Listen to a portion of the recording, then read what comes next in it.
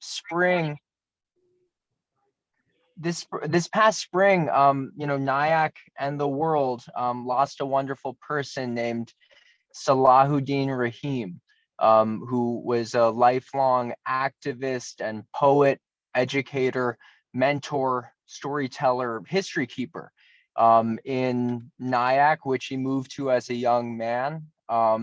Uh, for his relatives while he was incarcerated, and back home again in Nyack, really focusing on using spoken word and creative expression to live a good life and communicate and collaborate with his neighbors. And basically, I had the pleasure of meeting him last spring when he was leading a poetry workshop at the Westchester County Jail for young men incarcerated there.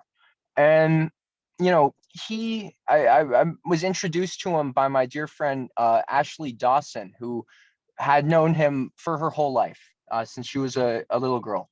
And basically, I heard a little bit from her about all of his knowledge and stories from his life, and also just from Nyack. And just from the little bit that I heard from her and also from him, I learned how much and I think a lot of us still don't know about Nyack history. Some of us do. I know nothing about it. I've just heard a tiny little bit, but and until this event, I hadn't thought of it specifically with respect to Tulsa or even oral history. But in speaking with Mr. Rahim and others such as Miss Brenda Ross, other people know about it and share it. But there was a whole Black Main Street in Nyack, and all sorts of financial operation in the African American community here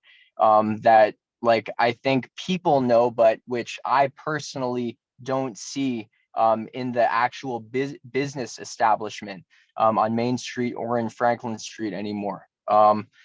And I think it just brings me back to bring it back around to Ashley.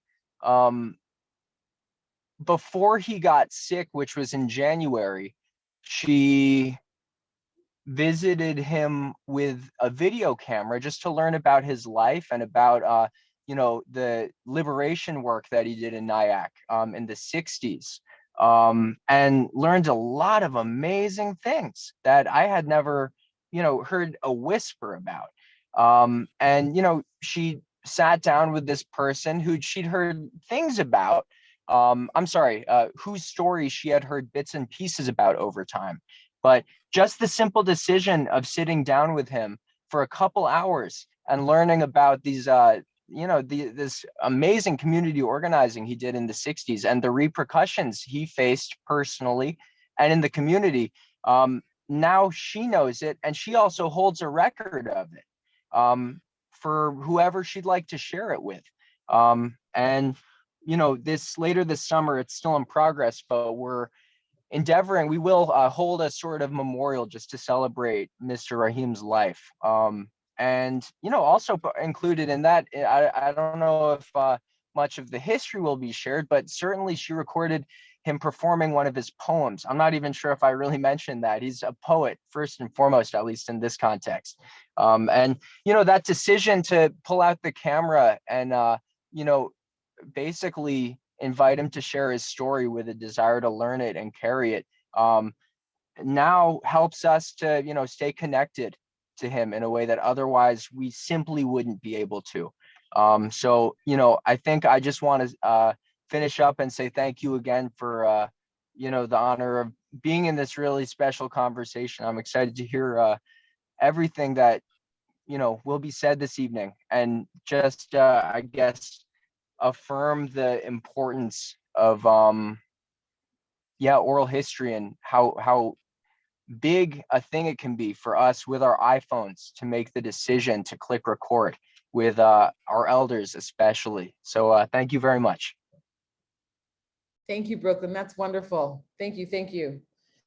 And now Annalise Brenner. Good evening, everyone. Again, my name is Annalisa Bruner.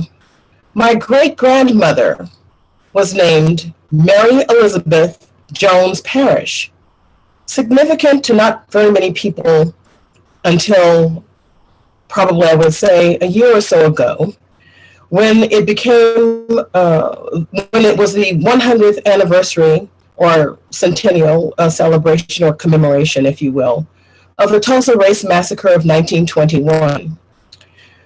Her name reemerged as a survivor, along with her with her daughter, 7 years old at the time, because Trinity University Press decided to do a reprint of the book that Mary Parrish wrote in the immediate aftermath of the massacre itself. The book was formally published at that time. It was not simply a manuscript. It was actually published. We don't know exactly who the publisher was, but it was a community effort to raise the funds to support her reporting and the publication of the book. The book was retitled last year, "The Nation Must Awake, My Witness to the Tulsa Race Massacre of 1921. One might ask, what does that title mean? The title comes from a passage in the book itself, where Mary Parrish talks about King Mob. The nation must awake to what lynch law and race riots are costing it. Our press earnestly admonish us. This Tulsa horror, she writes, will be featured in scareheads in every newspaper in Mexico City, and will make it still harder for our State Department to convince the Mexicans that we are in deadly earnest about the protection of American life and property." She brings an international perspective into her reporting about why it is so critical that this feature of the American landscape in the early 20th century needed to be urgently addressed. There was an anti-lynch law that was put forth in Congress, but it was not passed, not signed by the President of the United States or by a President of the United States until last year when President Biden signed the anti-lynch law. Now, this is a horrible thing, and it is something that has been a feature, not just an anomaly, a feature in our history and something with which we must grapple. I'll tell you a little bit about how I found out about the Tulsa Race Massacre. I grew up, as Dr. William Sanchez mentioned, in California. I didn't know anything about Tulsa history, although my family hailed from that city. In 1994, when I was in my 30s, and I had been working at McKinsey & Company for 10 years at that time, Pride Industry, not really having very much to do with my artistic side, if you will. But in 1994, my father presented me with a book. It was a hardcover book, very small, red and cloth bound. It was the book I mentioned when I opened. It was the very book, one of the copies, that my grandmother, Mary Elizabeth Jones Parrish, had written. At that time, the title was different. It was called Events of the Tulsa Disaster. And I'll show you the actual copy of the book that was given to me by my father in 1994.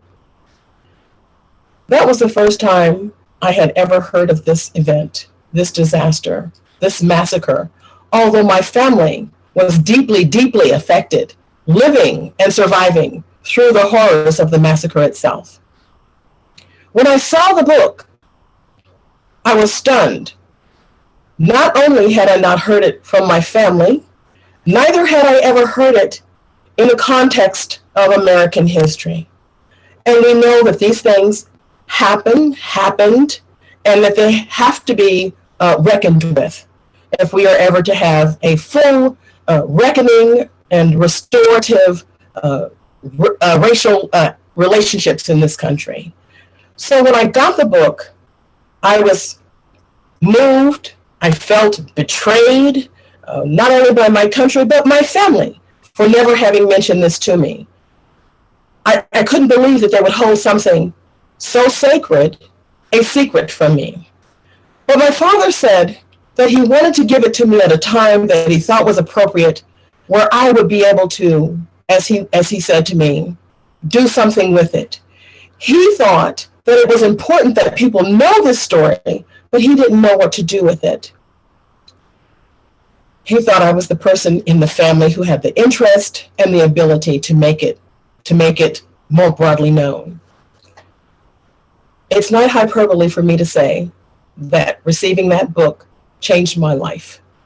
And it changed the trajectory of what I was doing actually for a living. I left the job that I had and entered the media space. I went to work at Black Entertainment Television because for any number of reasons. But one of them was that I felt that I needed to get experience in media, in the editorial world, to be able to make the contacts and to have the skill that I needed to bring this book forward. And so that began my journey of educating people about the Tulsa Race Massacre and talking about my own personal journey from someone who was completely oblivious to it my whole life, despite my family connection, to someone who's an advocate for the very positions that my great-grandmother put forward, the things that we needed to do to have a true reckoning, to have a true healing in our country, in our society, in our culture. Her voice comes to us from the past. But luckily, I am someone who is her representative in current times. But before this book came out, was re-released last year, she had basically faded into history. No one knew Mary Jones Parrish, despite all that she had done and the important reporting that she did, not only of her own story, but of those other folks in the community, in that wonderful Black Wall Street at that time, the Greenwood District, the reporting that she did about their experiences of the horrors of those 2 days. Now we may say to ourselves, why was such an important work hidden? Why didn't people know about it? There are several answers.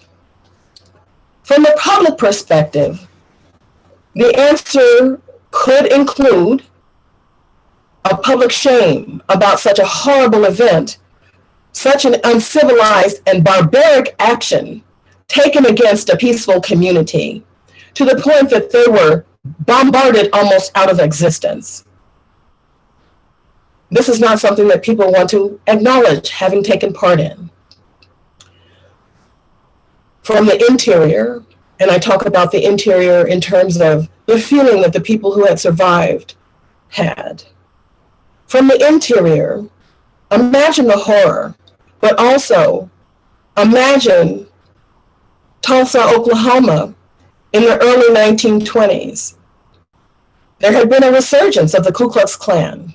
Some of the people in the community and in politics even were members of the Klan, and we know their reputation for violence and terror. Some people didn't talk about it because they were terrified to talk about it, for fear that there might be retribution, not an unfounded fear, not a groundless fear, not a baseless fear. And so people were probably cowed into silence. We can say probably. We also know that there was pressure from the local government to tell people not to talk about it, to forbid them from talking about it. And many of these people had jobs in White Tulsa. They didn't want to rock the boat because they were fearful of retribution. Now, I mentioned 1921 and the word retribution. But again, this was not an isolated event. In 1920, a man by the name of July Perry in Ocoee, Florida, was lynched along with other members of the Black community for voting. So this is a deep, deep rift within our society when we think about democracy and what it means. Democracy means the dignity of the individual in community, the dignity of the individual. And what greater expression of individual dignity than heading to the polls for civic participation to say, I am a member of this community. I work here. I live here. I love here. I am concerned about the direction of this community. And for this man to experience such extreme, lethal retribution for simply engaging in voting, we know that there was a very serious problem with mob violence and lynch mobs in particular in the early 20th century in our country, not just in the South. We also know, and Mary Jones Parrish makes it clear in her book, it was not just violence against Black people, it was violence against anyone, including white people, who pissed off the system. Vigilante violence is something that was afoot, it was common, and it spread all the way from the South to the North.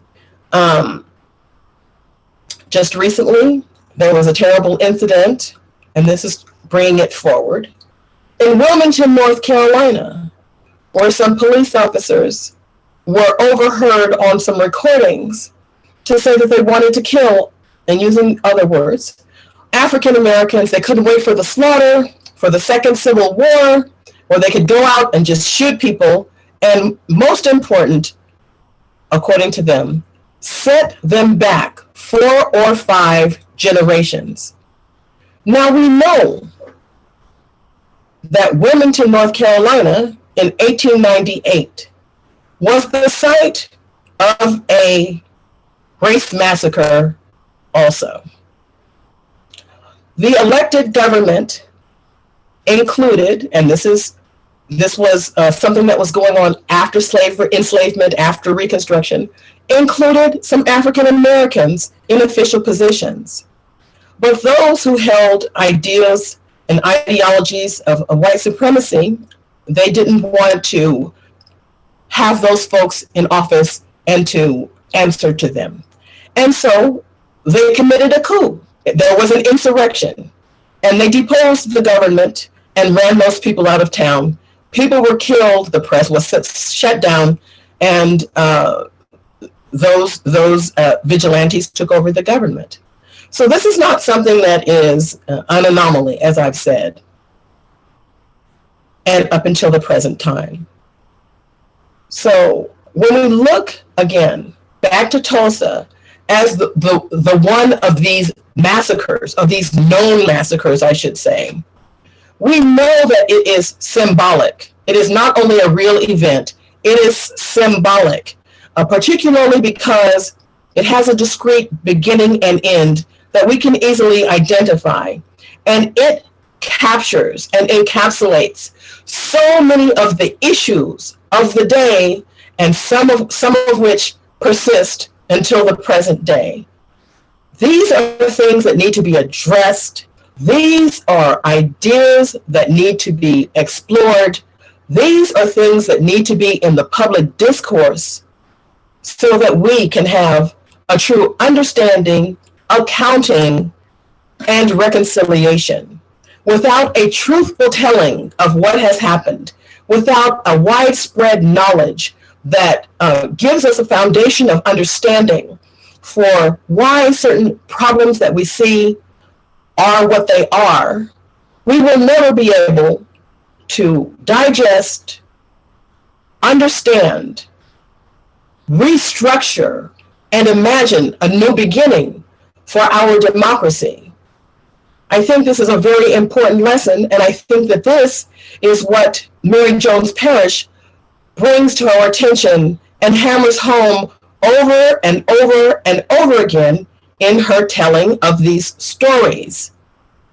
She talks about people who were theater owners, people who were drugstore owners, people who were electricians, people, regular people, people who were doctors and lawyers. And many times in the telling of the Black Wall Street story, people feel compelled somehow to talk about the doctors and the lawyers and the architects, all very important. But this was an economically integrated community. And there were regular folks whose lives also mattered. Regular people, people who worked in housekeeping jobs in White Tulsa, in homes and hotels. They were excluded from working in the oil field industry, which was the main driver of Tulsa's wealth. Nevertheless, there was service industry that grew up around the wealth that Tulsa was producing at that time. And these people were industrious people, independent people, people of dignity, people of purpose, people who knew who they were, why they were where they were, because they came there for the opportunities, and what they envisioned for themselves going forward, the kind of society, the kind of culture that they wanted their community to represent.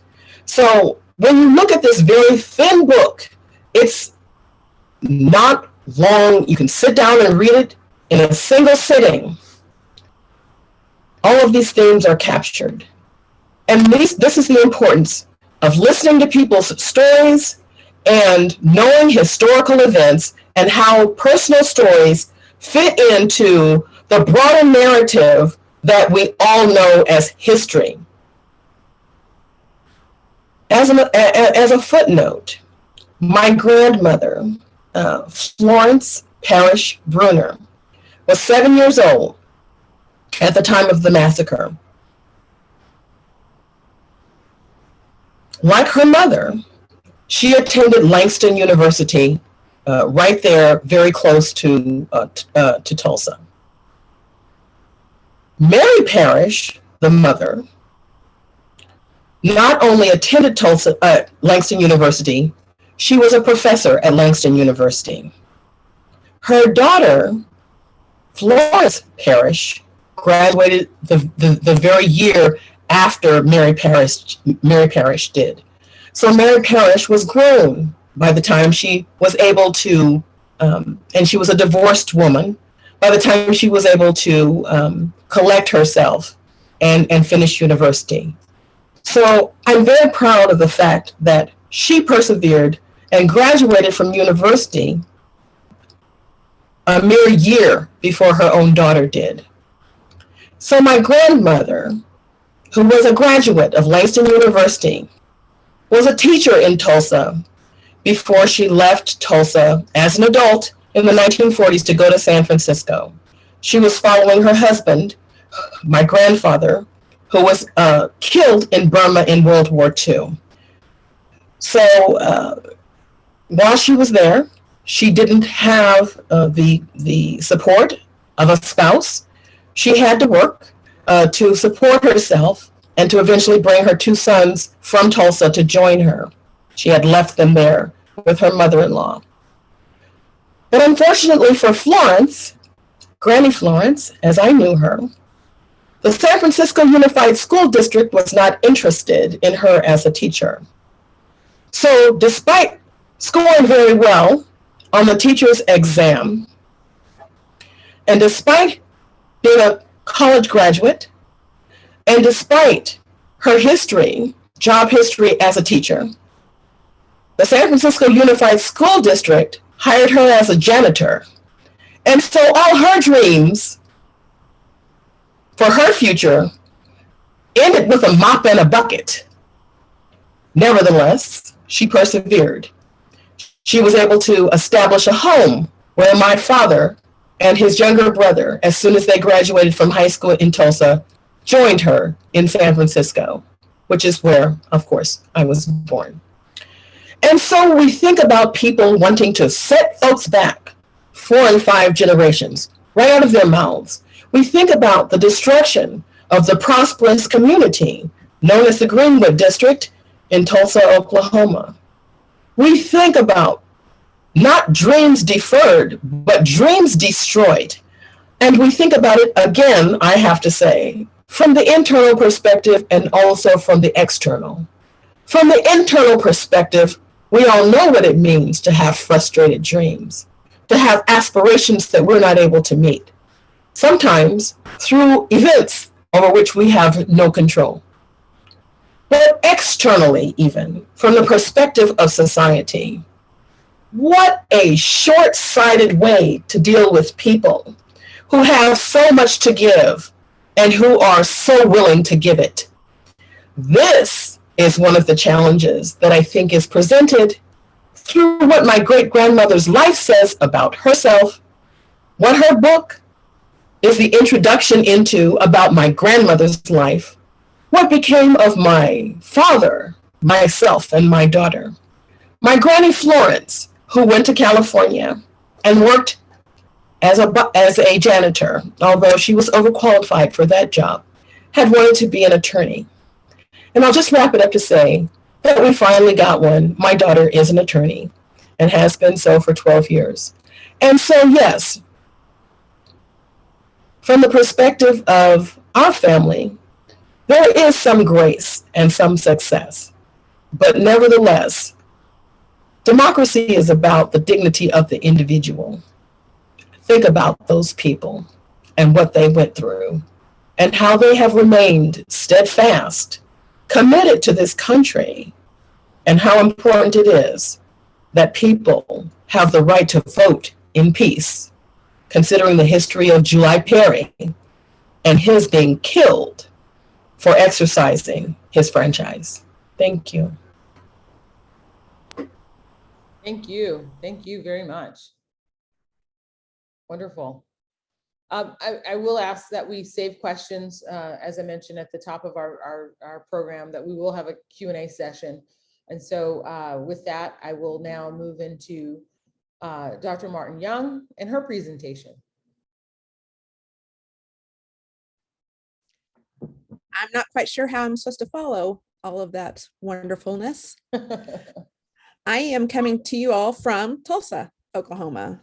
I teach in Stillwater at Oklahoma State University in Stillwater, but I am currently living in Tulsa County, Sand Springs actually, but Tulsa County is the county that I live in. Just a little bit of my story. I told my story when I spoke last month about the Tulsa Race Massacre, but I will tell how I learned about the Tulsa Race Massacre and how it literally, like Annalise said, changed my life. I have never lived outside of Tulsa County, ever. I'm 56 years old. I've lived in Tulsa County my entire life. I found out about the Tulsa Race Massacre at the age of 50. I had been teaching for almost 30 years at the time, was 50 years old, and found out about the Tulsa Race Massacre when I did a writing project, national writing project class that I took. And much like Annalise, I was devastated when I found out about it. I was confused. I was mad for a really long time about finding out about this history. I was mad because nobody had told me about it. It was not in the textbooks that I learned from. It wasn't in the textbooks that I taught from. And I felt like I had kind of perpetuated stereotypes in this community because I didn't know the story. And so story and the Tulsa Race Massacre became very, very important to me. Everybody has a story to tell. You all have a story to tell. And that's what this memoir series has been about, is leading up to telling your story. And stories are so important. If you think about it, we all have stories to share. Stories are powerful. Stories give voice. Stories put a human face on issues and events. if you listen to people's stories, oftentimes we can hear those people that have been silenced or marginalized. And stories are transformational. And so finding out the history of your place, which I'm going to talk about in just a second, or finding out just your family history and oral histories are so important. Brooklyn talked a little bit about oral histories. I'm going to share some resources with you about oral histories, but I'm going to tell you just a little bit about the hidden history. Can I share my screen? Am I able to do that? Yes, I can. So where you are is in who you are. And when you don't know the community history, you're missing a piece of yourself. Brooklyn said he doesn't know the history of Nyack, that some of the stuff in Nyack was covered up as well. Tulsa's history was covered up for a really long time. Annalise told us, you know, people were afraid to talk about it. It was literally taken out of the newspapers. The community didn't want to talk about it. People didn't want to talk about it. And so it was covered up for a really long time. And when I didn't know that part of my history, I was missing a piece of myself. And so it's really, really important to know who you are and where you come from. And you may have hidden history where, you know, wherever your place is.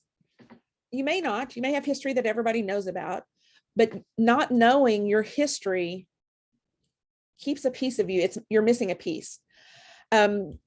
Greenwood today, Annalise mentioned Greenwood. Greenwood is the area where the Tulsa Race Massacre happened. Is still being silenced. It has gone through, and I mentioned this the last time, a second massacre. The community started to rebuild after the massacre. And then in the 60s, urban renewal began. And urban renewal is what we're calling the second massacre on Greenwood. And this is where the decline of Greenwood happened. During urban renewal, homes and businesses that had been rebuilt after the massacre were purchased and torn down to allow for a highway to run straight through Greenwood. Greenwood at the time of the massacre was 33 city blocks of this prospering community. And yes, there were doctors and lawyers and such. And like Annalise pointed out, there were also regular folk, people who worked for a living. But this second massacre, and this picture that's on the screen there that has the Black Wall Street, is actually on the side of the highway. So this highway now runs through Greenwood. So we've gone from 33 square blocks to 1 block in Greenwood with this interstate. Interstate 244 destroyed what remained of Greenwood. It served as a barrier between white and Black communities. And this is kind of this border that marks a place of belonging and unbelonging. And so we now have this mural painted on the side, which I didn't want to show the highway and give the highway any more than it has. But so we've gone from this 33 square blocks to 1. Right, you have a few businesses now in Greenwood. You are also surrounded by the Tulsa Drillers baseball stadium is right there. OSU Tulsa, Oklahoma State University Tulsa campus is on the spot where the massacre happened. And so there's still lots of tensions in the community.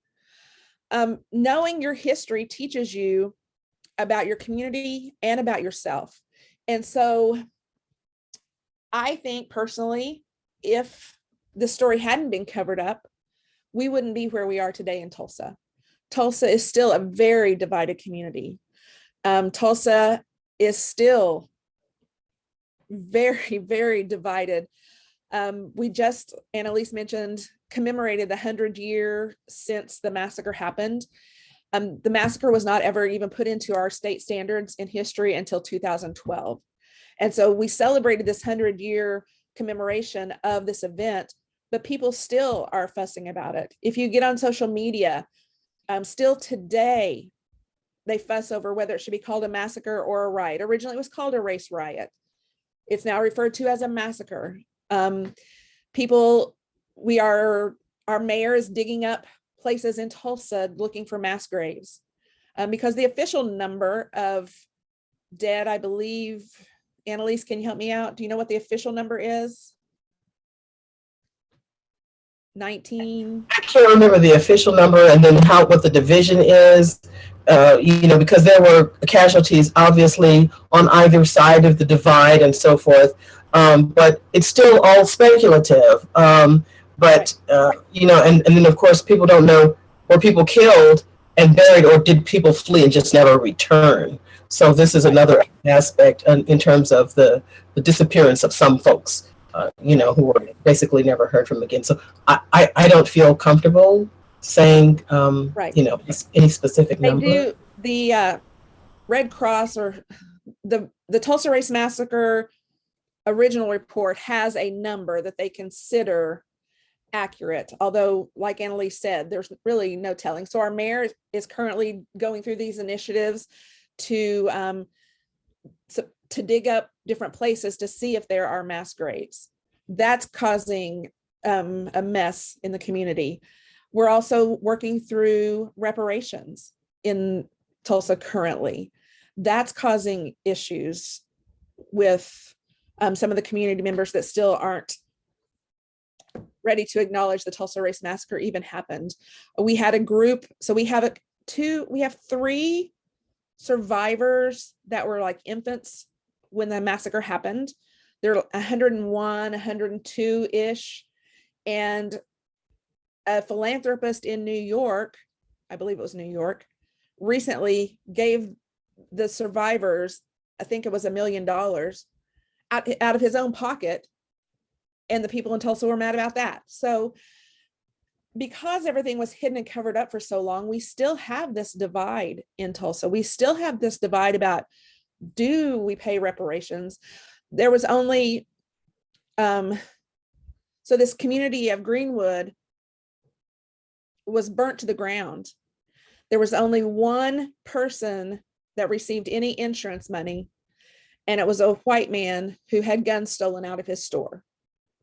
So the loss of all those homes, the loss of the businesses, none of that was ever repaid. And so we're talking about reparations, and that's been a conversation that's been going on for a while. Okay, Viola Fletcher is 108. So are there 3, Annalise, or are there 4? At the time of the commemoration, I think there were 3. I know there was a gentleman.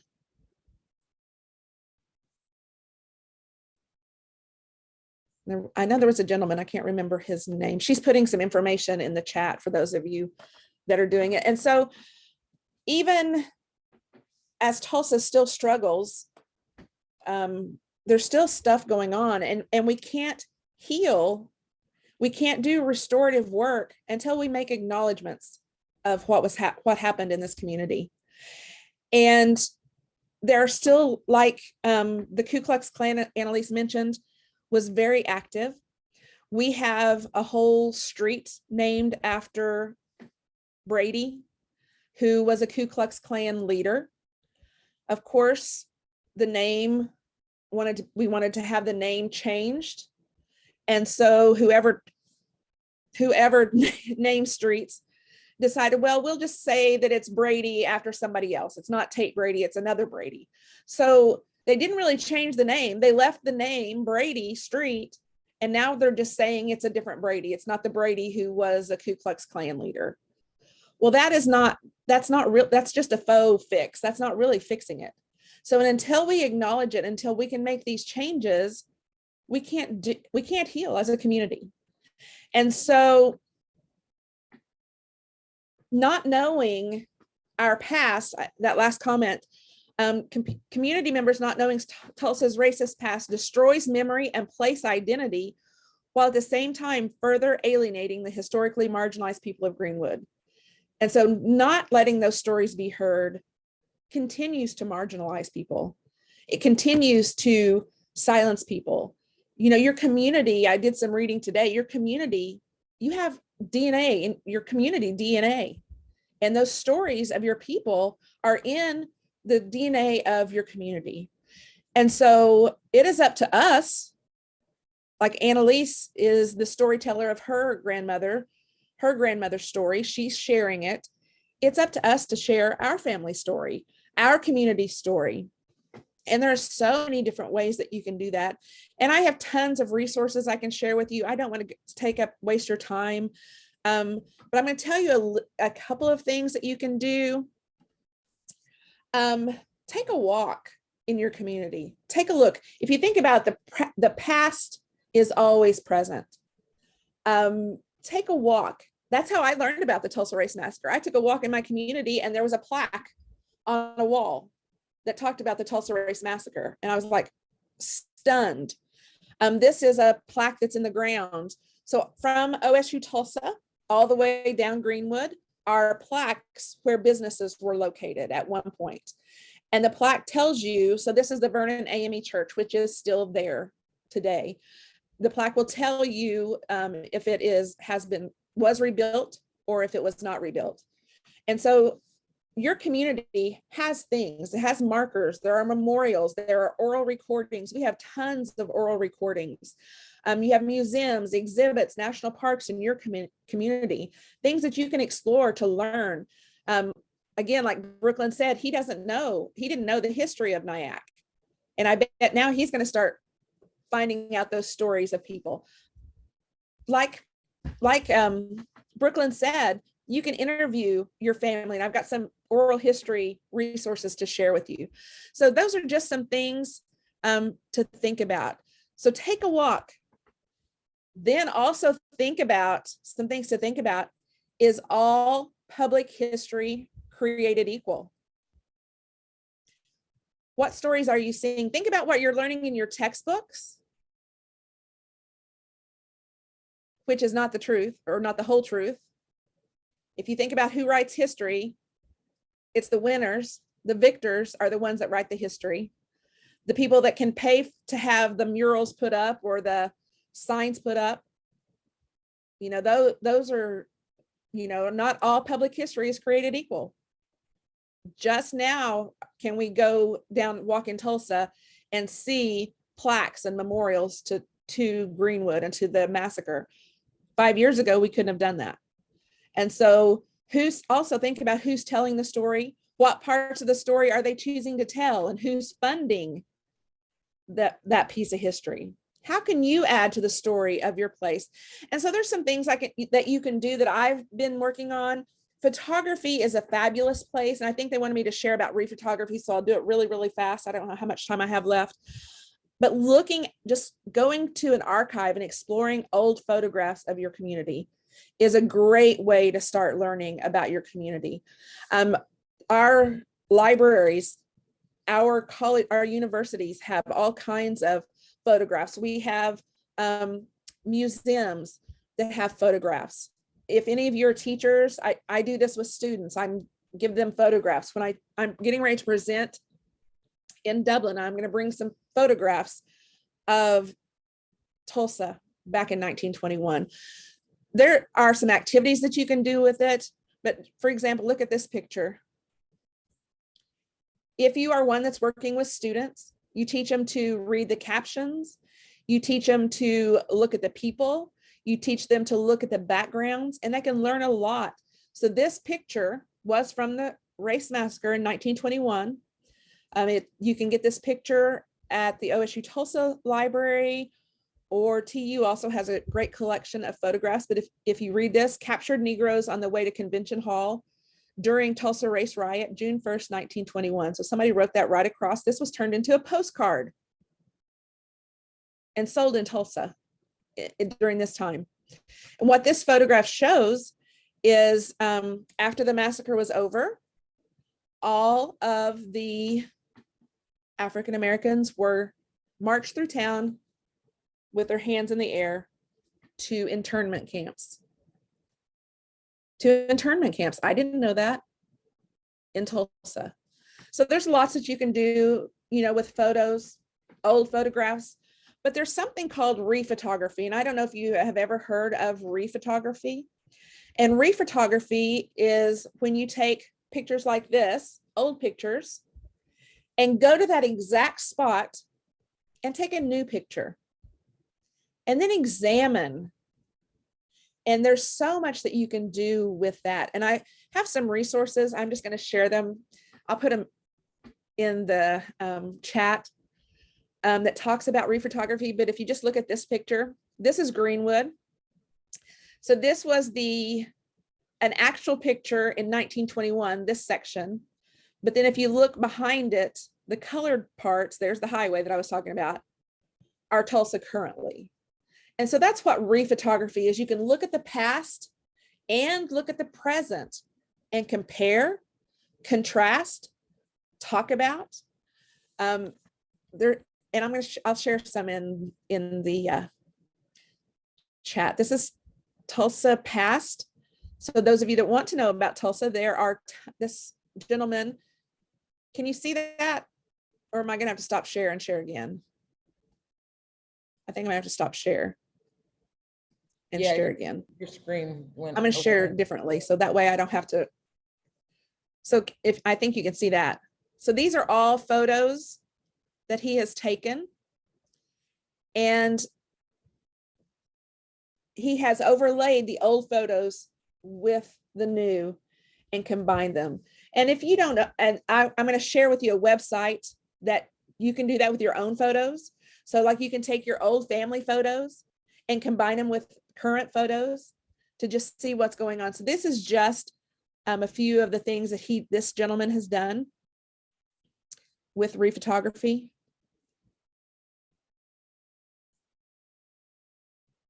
So you can see the old. And right now, this is what it is. It's a parking lot. That's OSU Tulsa, actually, right there.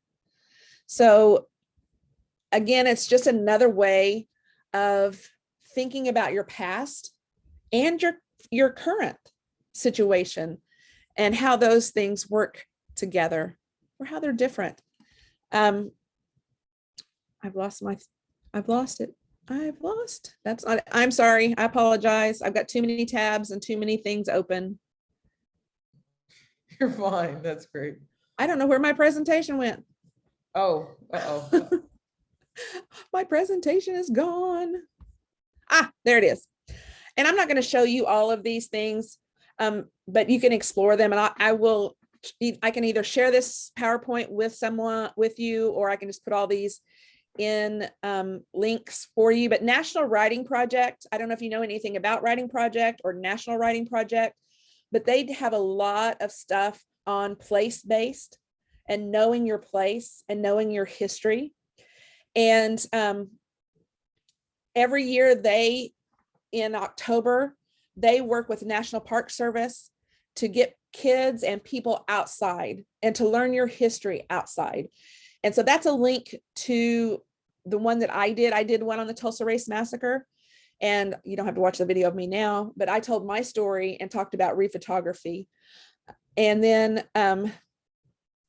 Juxtapose Lab. Let me see if I can put these in the. It shows you how you can do it yourself with your own photos. You can put them in the program link for the library so people can have access to whatever you'd like to share. Okay. So Juxtapose walks you through how to do it with your own photos, and it's all free, and it shows you examples of, like, this was Berlin in 1945 and today. So you can see those different ESPN, Austria. So again, it's another way to share your history. If you can't do the technology, there is a way. I keep losing that you can just do it really easily. So if you look at this handout, and I'll share this in the chat also, you can find pictures. Then you visit the same place. I did this with my son. We found old pictures, then we visited the same place and we took a photograph, and then we put them together using Juxtapose. So you can either put them together if you know how to do the technology, or you can just look at them side by side. What do you see? What do you think when you see that? What do you notice? What do you know? How are the pictures alike? How are they different? And you can journal, you can write poetry. I have where you write poetry, and I'm not going to share all of that right now, but I'll share this with you. But you can do poetry. You can also do collage. So these are some Tulsa Race Massacre pictures that were turned into collages by a junior high school class. So it's, again, it's just knowing your history and knowing your story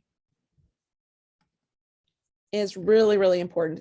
And then I have tons of just links to share with you. So if you want that, let me put the link in the chat. It has lots of resources for you. If I can find the chat. The last thing I'm going to talk about is oral history for just a second. Okay, there's a link to that. So knowing your history, and I think Brooklyn talked a little bit about that, how important it is to know your history. Everybody needs to tell their story. Talk to your family members. I think Brooklyn mentioned talking to your elders, and write their story. Tape them, have a conversation with them. I was really, really sad. Last summer, my family went to a family reunion, and I have this uncle who, I mean, everybody brought all their old pictures, and he knew everything, every person's name. He knew all the stories. And we said, next summer, we're going to have this reunion again, and we're going to videotape him telling all these stories. He caught COVID and passed away. So he died with all those stories that we don't have now, because he knew, we called him our family researcher, and we didn't get his stories down. And so now I'm passionate about getting the stories of my family. So I've started doing my genealogy, actually, and I'm going to share a fabulous site. If you don't know about it, it's called familysearch.org. It is completely free, and you can build your family tree. And I can share that with you in just a minute. So I've done that. And I've also taken a DNA test with the 23andMe to find out my history. And I've actually been communicating with 2 or 3 relatives. When I go to London this week, I'm hooking up with somebody that we were related like by a 13th great grandfather or something. But I found these people, both part of them on doing the DNA test and part of them on this familysearch.org. The genealogy is fascinating. And once you get started, you won't be able to stop. But it broke my heart that we didn't get my uncle's stories. So now I want to get stories. My mother is a polio survivor. And so I want to get her story. That's an important story. And so I want to encourage you to get those stories of your family members, get those stories from community leaders, find out the history of your family. And I have tons of resources again, and I'm not going to take any more time, but I can share the resources while you guys are asking questions in the chat box. I don't want to take the time, but I just want to end with a quote from Maya Angelou. There is no greater agony than bearing an untold story inside of you. So what's your story? And how are you going to share it? Thank you so much. Thank you very much. Wonderful, wonderful. Our next bit of exchange is really the question and answer portion of the program. And leading into that, kind of in the spirit of sharing quotes, I'd like to share a few that speak to dwellings, where you live, and how they capture our experience. The first is from Aristotle, and it says, friendship, is a single soul dwelling in 2 bodies. And this kind of, to me, evokes the idea of what Shelley was just talking about, of capturing the stories of those around you, your neighbors, your family members. It's an idea that, you are sharing an experience by virtue of your intersection in time and space. And memoir and story is an opportunity to really explore and capture the magic of those moments. The next quote is from Winston Churchill, and he says, "We shape our dwellings, and afterwards our dwellings shape us." No, I don't think anyone who spoke tonight was outside of the purview of this comment. The way in which our experiences, both in the local level, the regional level, and of course the national and international levels, are all with us and are all shaping us at any moment in time. The fact that our three speakers could come together and have a common experience that's grounded in a space and a place is meaningful and is something that we can't overlook, particularly as we move forward to reckon with our past toward healing, as Annalise mentioned. And when we think about healing in particular, this thought turns to or reminds me or evokes the words of Marianne Williamson, who said, "We do not heal the past by dwelling there. We heal the past by living in the present." I would add, we heal the past by living in the present honestly and with authenticity. Which brings me to another quote in which it says, "In dwelling, live close to the ground. In thinking, keep it simple. In conflict, be fair and generous. In governing, don't try to control. In work, do what you enjoy. In family life, be completely present." Again, this quote captures so many of the chords that we've heard tonight that have been resonant in the presentations of each of our speakers. And in our current climate here in this country, as we come off the heels of hearings that really explored the January 6th events and the spaces and places and the mindset of people who are enacting and acting on our democracy, this final quote comes to mind. "Few men during their lifetime come anywhere near exhausting the resources dwelling within them. They are deep wells of strength that are never used." And that is a call to action for each of us, man and woman, to dig deep into the resources that dwell within us, to tell our stories, to capture the stories of others, to share them, to build those wells of strength, so that we together can rise up as a community of people, of like-minded people who are sharing our experiences for the betterment of us all. And having said that, I would love to kind of open it up to questions at this point so that we can kind of continue in further exploration together of the importance of Tulsa, the importance of telling our own stories, the importance of our place wherever we might be, both here in the Nyack community and obviously in California and in Oklahoma. So wherever we might be, just how memoir, how storytelling resonates through the program and through our lives. So let me go ahead and flip to the camera, and I will open up the floor to questions.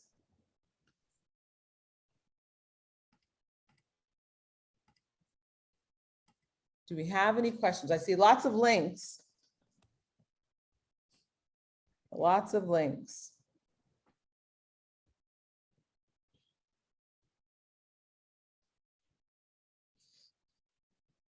And while we wait for questions, I'm going to ask some questions if nobody else will.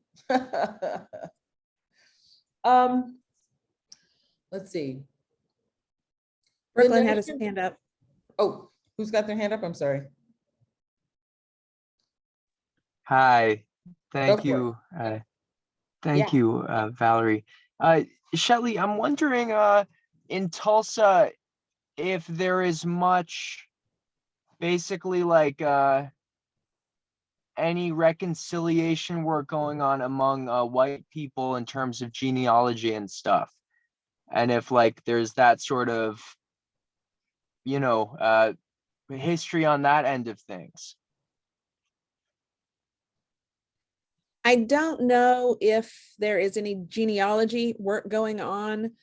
That's a great question. We have at OSU Tulsa, they are working I'm hearing to other acknowledge. audio over. What's that? I'm hearing other audio over her speaking. Uh-oh. I'll ask everyone to mute. Oh my God, I'm a knucklehead. That was mine. So OSU Tulsa again is on the land where the massacre happened. And so they're working through acknowledgements. They're working through healing. We have an author, Dr. Lansana, who has written a children's picture book called Opal's Greenwood. And he leads, we have what's called the Healing Center at OSU Tulsa. And he just started this, but he's leading conversations. They're called living room conversations, where you just come together, a group of people come together and you talk about whatever topic it is, whether it's racism still in Tulsa. But Tulsa and Oklahoma as a whole is struggling right now, just being able to talk about race because of the laws that have been passed down. Oklahoma is one of the strictest. Our governor passed the anti-CRT bill, which nobody in Oklahoma is teaching CRT. Teachers aren't teaching it. I've done research. Teachers didn't even know what it was until Fox News brought it up. But our governor passed a bill. And so we have teachers that are now afraid to talk about it. They're afraid to talk about anything that is considered that's going to make somebody uncomfortable. Because our governor, his words were, if it makes a kid uncomfortable, we're not going to talk about it. My response is, I have students that are uncomfortable dissecting worms. So, you know, where do we draw the line? We also now have they're trying to pass the banning of the books. Oklahoma is big, Oklahoma and Texas. They're having a race to see which governor can be the most idiotic. But we're banning books in Oklahoma. The new bill that it hasn't passed yet, but it's up, is this list of books. If any book makes somebody uncomfortable, or if it talks about sex, it's going to be banned. And if a school has it, the librarian can be fired and the schools can be fined $10,000. And that's just if a parent feels that they're uncomfortable with the book. And if you take a look at the books that are being banned, the characters are diverse. It is our LGBTQ books. It is books by and about Black authors.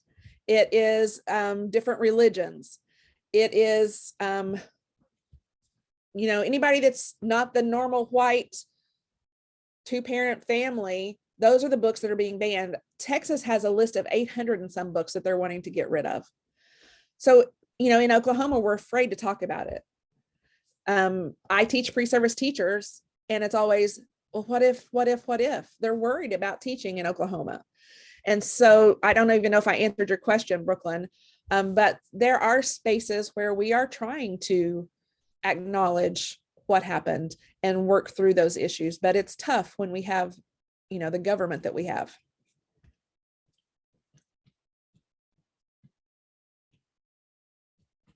Thank you, Shelley.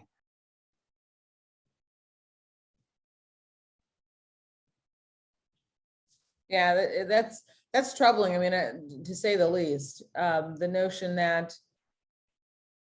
this kind of new age McCarthyism is surfacing in real and like very impactful ways, where, you know, neighbors are pitted against neighbors across lines of ideology, that you can call the thought police on your neighbor to make sure that they're not getting quote unquote out of line, and that the notion of normalcy has not evolved beyond the narrative and the gaze of, you know, who we spoke of in the framing of this 3-night series of the victor, right, the oppressor, still defining what normal is, because even in our conversation of challenges to what books are read, there is a dividing line of normalcy that is not, you know, that's keeping the old ways, the old unactualized ways from rising to the top. I really think that's one of the challenges. you know, actualization of communities, like self-actualization. I think that's really what democracy needs to grow and to thrive. People who respect the boundaries of conversation, who can engage in civil discourse, things in those of that nature. That's what's required. But if you aren't able to have the respect of self to understand that others have voices and perspectives, that's where the challenge, and that's where we begin to disintegrate. And I think we're in a very precarious and dangerous spot right now. And I'll get off my soapbox because that's not really a question, but I would love to hear the thoughts of others on the panel about that. Just the notion of, you know, what do we do without memoir? What do we do without voice? What do we do without our stories? I have a few thoughts. You know, what's very interesting is the way that things are rolled out a little bit at a time, and then suddenly all at once. Or you can see echoes of certain things that have happened in the past, and they are simply applied in a new setting, meaning a new era or whatever. Just think back to the time of enslavement and how everyone knew that it was dangerous to the status quo for people to learn to read, to gain knowledge, to have perspective, to delve more deeply into the self, even by exploring literary works, these kinds of things.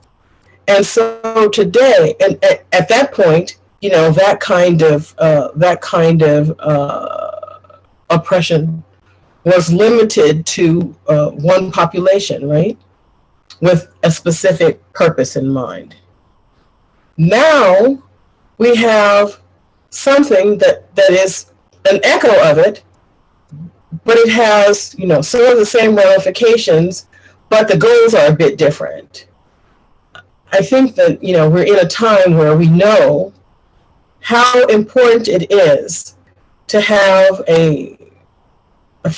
to be able to think logically about what we observe and what we learn. And by removing, you know, all of the moving parts, the perspectives that people learn with their growing intellect, and how they learn to make sense of their place in the world and the world itself, you know, make some sense of things. And then we have people who want to preserve something, preserve their privilege. That's basically what it is. Want to preserve something the way it is, as was the case with enslavement. Now it's, you know, the entire population. And so in my mind, what we can take away is, don't sit around watching what happens to other people and thinking it's not going to happen to you. And so now young white kids are not being enriched by true history, by, as Shelley said, complete history. Now they are being crippled, and people are acting like this is something that is even remotely acceptable when we're talking about preparing young people to face a future that requires logic, critical thinking. It requires ethics. It requires financial literacy. It requires cultural competence. And our children, and when I say our children, I mean American children, are being crippled in terms of their ability to face a future where they are competitive and where they are reasonable and rational people, because some people have some misguided short-term goal that is really sabotaging the longer-term goal of, you know, actually having a viable society because of their narrow-mindedness. I mean, these people are crippling these young folks, and it's you know, it's absurd.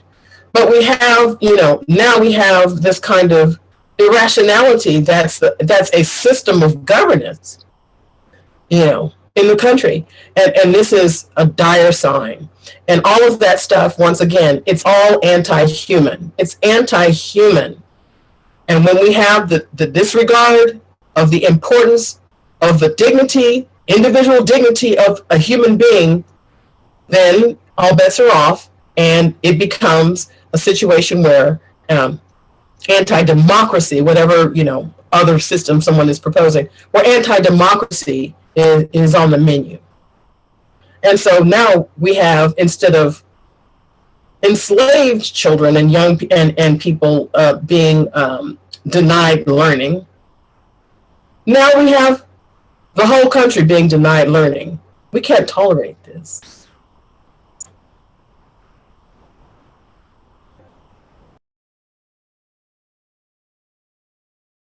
Indeed. We did have a question. I think Shelley may have answered a bit of it, but I did want to surface it and speak it. And it comes to us from Angela's iPad. I don't know if that's Angela Strong, but from the Nyack Library, but it does say Angela's iPad. And the question is this: did the New York Times or other major newspapers report the Tulsa massacre when it occurred? Yes, they did. What I was referring to when I said about the newspaper missing, so the Tulsa Tribune, when the event happened, when the thing happened with Dick Rowland, which is what was kind of the catalyst, although things had been brewing for a while, they published an article that said that he needed to be lynched. That article has disappeared. Nobody's been able to find that article. Articles from the day before, other stories from other places, but that one article that they are kind of crediting with starting, setting the fire going, has been missing ever since. But other newspapers did publish articles. I don't know if you've ever read Tulsa Burning was one of the very first fictional books, children's books written by Anna Meyer. She's from Oklahoma, and she had to go to other newspapers to get information because there wasn't any information much here. An activity that we have students do is to compare the accounts in white-owned newspapers with the accounts in Black-owned newspapers, and just see the wording. Words make a difference, and the way things are worded, how people refer to people. I mean, if you just think about the news, a Black child that gets shot or does something wrong is all these negative words, and the same child basically in white, he's not a terrorist. It's just, I'm talking about just the wording. So if you compare the accounts in Black-owned newspapers and white-owned newspapers, just to kind of see the differences in how people use their words and how they describe those events. Yeah, I think that's an important, I would love to see that exercise actually, or at least to make that comparison between the two different types of papers. I'm sorry. Yeah, I was just going to say, in the book, The Nation Must Awake, on page 87, it has a section, Mob Fury and Race Hatred as a National Danger. This was being addressed throughout the country and appeared extensively in the press. This section is extracts from Literary Digest, June 18, 1921. And so there were op-eds, there were opinion, all kinds of opinion pieces that compared this to, for example, the fact that World War I had just ended, and here we have on American soil, and we were the folks who sent troops to Europe to defend democracy, and then we have this hugely anti-democratic action happening on our own soil. And so these people were worldly, and these newspapers were quite sophisticated if they didn't fall into, as Shelley has mentioned, the category of, we're a local paper and we have a self-interest in how we want to how we want to cast this, what we want to make this look like, how we want to present it to the world. But there was extensive, outside of the Tulsa area, extensive analysis, and much of it is actually presented in the book. So it's actually quite a good resource for that. So one of the things you spoke of you're in the first evening, Annalise, was the fact that this was a commissioned piece, that the members of the community came together and essentially hired your great-grandmother to record what had happened. Can you kind of speak to that a little bit more? Because I find that fascinating, and I think that's a detail that really needs to be highlighted. Well, obviously, especially for the time, it was an expensive undertaking. I mean, her time and the resources and materials to put the book together, get it to press, to get it printed, and to distribute the copies and so forth. So yeah, there was a community commission that who knew, and the people on the commission knew of her work. She was a teacher at the local YMCA. She also had her own business where she taught.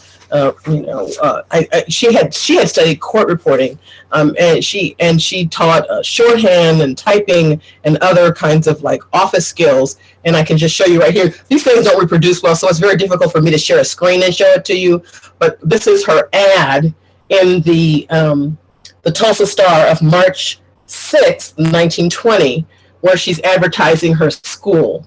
And so she was known in the community as someone who was trained to report. She had attended school in Rochester and had some type of certificate, I believe. And so she was known as someone who would be competent and capable to carry this out. She was commissioned to do it, so she was able to devote her time fully as she was doing this reporting to this task. It was a community effort because, and in that sense, we do know that people were very well aware of what an important happening this was, and how important it was for posterity to record these individual stories, and also the kind of like political analysis that is also included. But I think they were probably also very wary of how the story was going to be told, and as Shelley mentioned it, in the opposing press, for example, and also that I imagine there may have been some suspicion that the story was going to be stories were going to be suppressed. And so my father had this book that was given to him by a Jones relative, and he was actually quite kind of secretive about it, and he gave it to me kind of like almost in confidence in some ways. And when I was in Tulsa last year, one of the families, I think it was State Representative or State Senator Regina Goodwin, and her family is a family of survivors. And she said she remembers having a copy of this book growing up. Her family kept it in a safe, and they were only able to pull it out every once in a while. It was very precious. They couldn't like touch it. The kids couldn't touch it or anything. And they were able to read a few passages from it, a little bit at a time. And so there was I think a very profound awareness of how important these stories were, the story of the massacre itself and individual stories. They were also, I think, very aware of the fragility of the truth telling around this story. And so I think that they really, it was almost like a time capsule or something. It's something that they have preserved. That's a contemporaneous account, which is also something, that can be used. We know contemporaneous notes can be used in the legal setting. They thought it was important to put these stories down while they were fresh, right after the action, and to preserve them for all time.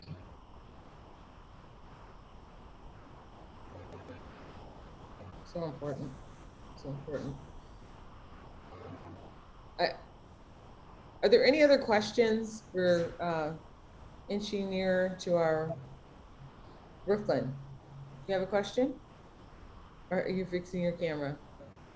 Fixing camera, but I do have a, I guess, I don't have it perfectly formed into a question, but and I also want to say sorry I fell off. I'm having some tech trouble over here. Yeah, so I've been thinking a lot about this question that I hear from Miss Annalise about the critical race theory discomfort and the issue of calibrating a child's education around an oppressor's discomfort and fragility on the topic. And in the NIAC context, what comes to mind for me is the avenue which runs through the housing projects in Nyack is the name of a slave owner in Nyack. And that's something, I learned word of mouth about a year ago. And, I guess it also makes me think about, with the side by side from Miss Shelley, the photos and change over time, and how sometimes these vestiges can function as celebrations. And I think it's basically like, I don't want to see a sign that celebrates a slave owner in Nyack. And I also think it's really important to know that it exists before changing it. So I guess I'd love to ask, all of our panelists here and, especially also Nyackers in attendance here, what is a mindful way? What's a responsible way of, making that decision of seeing that right now it celebrates a slave owner, the road needs to have a name. So what should it be? How can that be done in a good way? Well, don't do it like Tulsa did. I told you the story of Brady. Tate Brady was a KKK, one of the leaders in the KKK. And so we have Brady Street and we left it Brady Street, except now we're saying it's named after somebody else. So don't do that. Do something different. We have changed the name of 3 schools in Tulsa area to get rid of, some questionable characters. And that again has caused some drama in Tulsa, some good, some bad. And so that went through the whole community. The school district decided to change, Tulsa School District decided to change the names, but they held meetings with parents. They had input from the community members. They didn't just make the decision, okay, we're going to change these names. They held meetings and they held conversations and they talked about why they needed to change the names of these 3 schools. There are still tons of people that don't agree with it, but that's just some of the steps that they took in Tulsa. The question has surfaced is, are you speaking of Depew Avenue, Brooklyn? Yes, okay.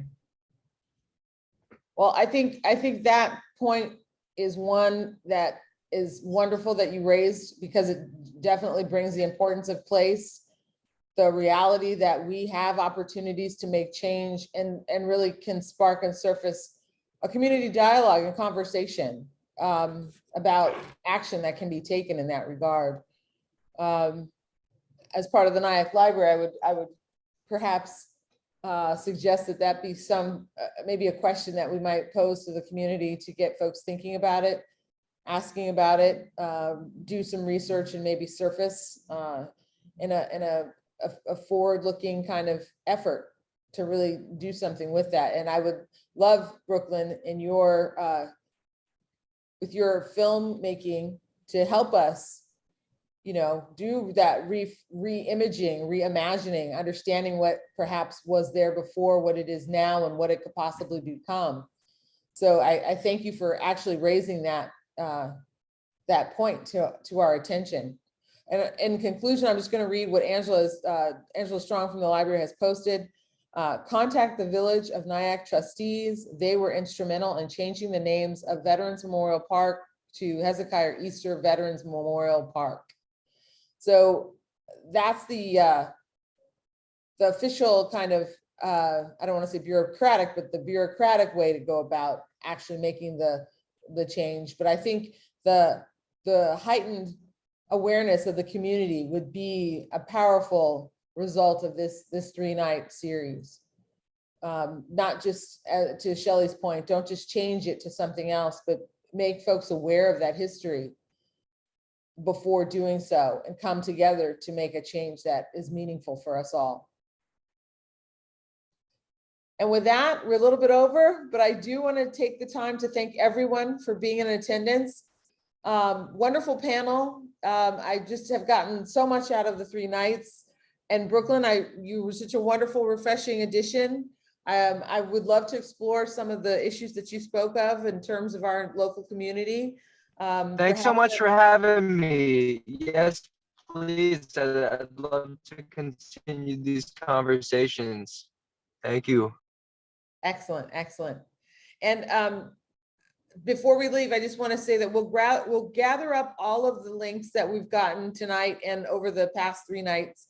And with Tracy Dunstan's help, we can make all of those links and information available on the library website, somehow linked to the calendar so folks can just find their way to it. And we welcome any feedback that you might have about the evening, about the nights. And thank you again all for being in attendance. Our deepest appreciation to our 3 panelists tonight. And again, my personal thanks to everyone at the Nyack Library for making this event so special. And thank you all for being here. I really appreciate it, especially over these 3 nights. And you've all been great. And the recording of this should be on the website within a day or 2. Have a good night, everybody. All right. Thanks for all your hard Thank you, work. everyone. Appreciate it. Thank you for the organizational support. My pleasure. Thank Ciao, you. everybody.